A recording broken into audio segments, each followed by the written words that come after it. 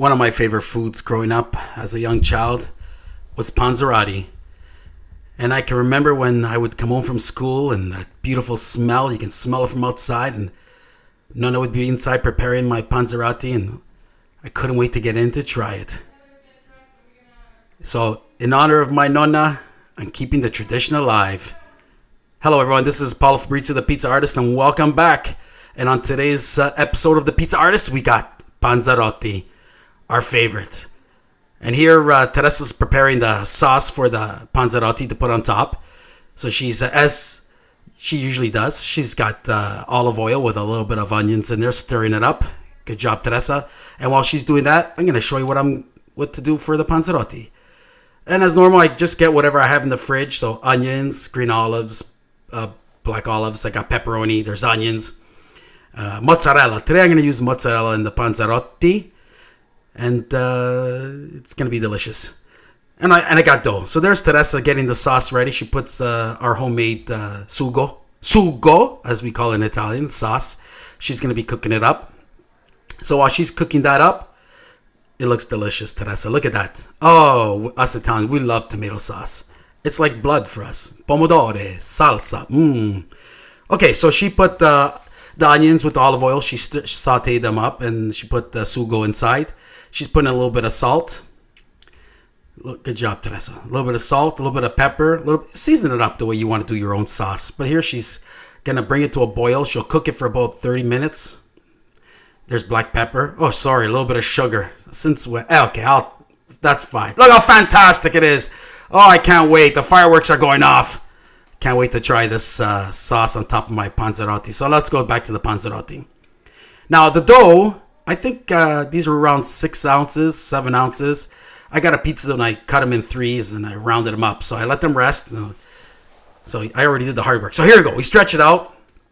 Now, I got a face for radio, so I'm just going to show you how you can see the shadows of me stretching it out because I'm doing the camera work by myself. So there it is. Stretch out your panzerotti. And don't forget, the panzerotti is kind of like a giant ravioli. So that's what we're going to be looking at. And we'll go more into the history of panzerotti as this video goes on. So first, I'm just going to stretch this thing out. And there's a big difference between, people think calzone, panzerotti, stromboli, which I can't stand that word. But anyway, let's go back to the panzerotti. So I got the dough. Okay, Paolo, the dough is perfect. Let's get cracking. Now, the key is the sauce has to go right in the middle. Don't get it leaking on the sides because then your panzerotti will not close properly and it's going to be a big mess inside your oven. So here we go. Taking a long time to stretch out this panzerotti, Paolo. Okay, that's it. Right there. Right there. Teresa's helping out.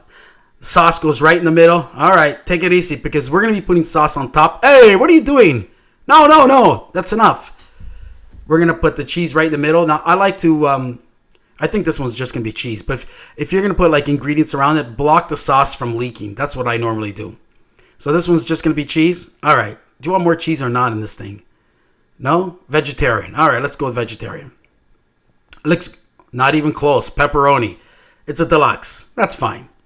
Don't get the sauce on the edge because then it won't close. Watch, right? Boom. Done. Fold it over. It looks like a big giant ravioli or some, yeah, that's what it looks like. Well, that's what originally panzerotti was, a giant ravioli. You fold up the ends so it doesn't leak anywhere. Look how easy it is. You got your stuff in there. Now what I'm going to do is I'm going to crimp it up. Crimp it so then the sauce doesn't leak out. Look how nice. You can do it with your fingers. You can do it with a fork. There we go. Thanks, Teresa, for the pan. I'm going to put it right there. I'm going to put all 3 on it, and then we're going to put it in the oven and bake. Now you can poke holes on top. Remember the egg wash rule? You can egg wash it if you want. I don't like egg wash, so I'm not egg washing it. No thanks. No egg wash for me. I like to bake it like that, and then I'm going to smother it with tomato sauce. It's going to be super delicious. And don't forget, inside the panzerotti, you can put whatever you want. So on this one, just cheese, that's fine. You can just do, originally, back in Puglia, back in the 1950s, when panzerotti originally came from, that's all it was, sauce and cheese. And they got the idea from ravioli. They said, hey, look at that ravioli. So why not do it to a piece of dough? And that's where basically the panzerotti came from.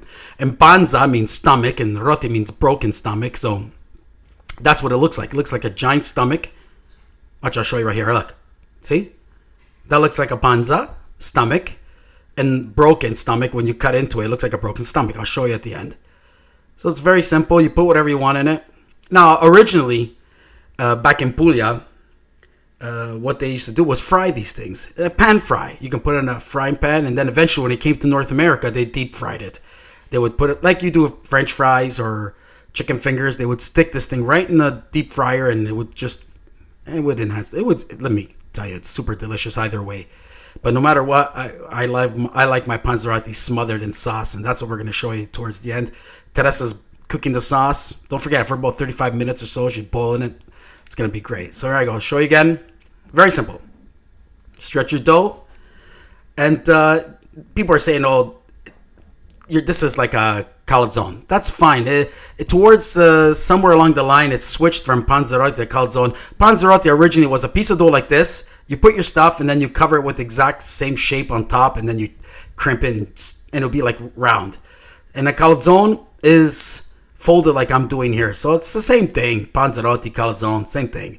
The only difference out there is if someone says stromboli. A stromboli, which originated at Romano's Pizzeria just outside of Essington, Pennsylvania, was rolled.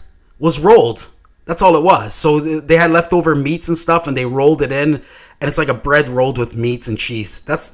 And they don't cover it with sauce. You know what I mean? This panzerotti, or calzone, is folded like a giant ravioli, and we deep fry it or bake it, which I'm going to show you today. Bake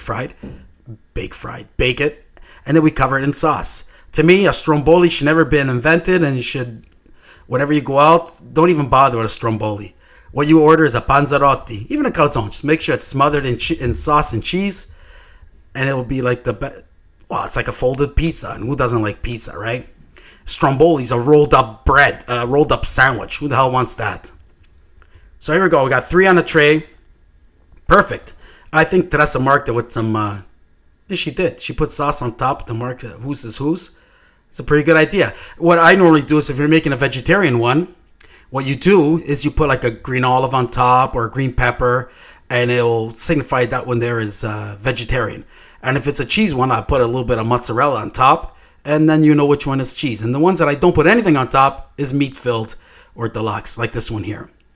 And you can put whatever you want in it. So don't be, use your imagination, and it's going to work out great. Look how easy. These are simple to make. Stick them on. People love it. Kids love making it. It's great for parties. You're going to have people come over. Look how nice it is. You serve these bad boys, the people are going to love you. So again, crimp, fold. What good handwork there, Paolo. Look how quick he is. Good job. And just a little bit more tip.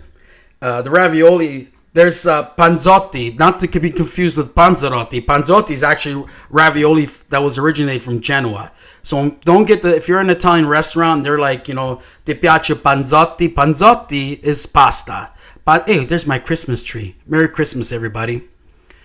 Wow, it's a pretty good looking tree. Well, it is Christmas time. Love that tree. Merry Christmas, everybody. So we're going to put these in the oven. Oh, look at that sauce. You can smell it. Smells delicious. And why not? Teresa's been doing it for many years. She knows what she's doing. So it's boiling. Oh, what are you doing? That's not the way you check boiling sauce, you idiot. Sometimes I don't know that. Anyway, look how beautiful, golden, delicious those panzerottis look. Nice. They're baked properly, 400 degrees, maybe 20 minutes or so. Just keep an eye on it. Don't over bake it. We're going to cover it with sauce. Even if you do, no big deal. But these are perfectly baked. Look at, come on, let's get cracking. Let's eat it. Put sauce on it. There's Teresa. Her sauce is ready. Right on top of that beautiful panzerotti. And that's what a panzerotti's got to look like.